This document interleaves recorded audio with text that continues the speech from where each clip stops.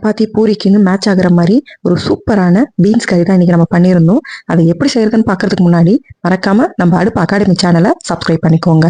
அதுக்கு ஒரு மிக்சி ஜாரில் 3 வெங்காயம், ஒரு கப் கைப்பிடி கொத்தமல்லி, காரத்துக்கு ஏற்ற மாதிரி பச்சை மிளகாய், இஞ்சி பூண்டு பேஸ்ட், இது எல்லாத்தையும் கொஞ்சம் தண்ணி விட்டு நல்லா ஃபைன் பேஸ்ட்டாக அரைச்சி எடுத்து வச்சுக்கோங்க.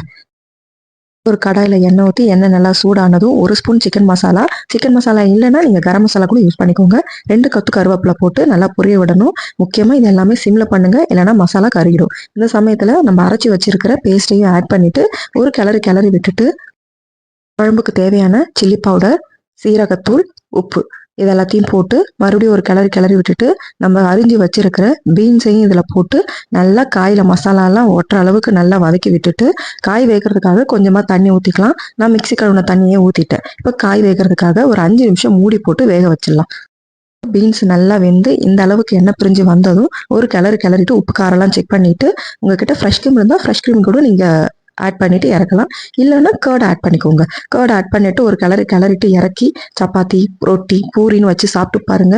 அவ்வளோ டேஸ்ட்டாக இருக்கும். ஒரு வாட்டி ட்ரை பண்ணி பார்த்துட்டு எனக்கு மறக்காம எப்படி இருந்ததுன்னு கமெண்ட் பண்ணுங்க. என்னோட வீடியோஸ் உங்களுக்கு பிடிச்சிருந்ததுன்னா லைக் பண்ணுங்க, ஷேர் பண்ணுங்க, சப்ஸ்கிரைப் பண்ணுங்க.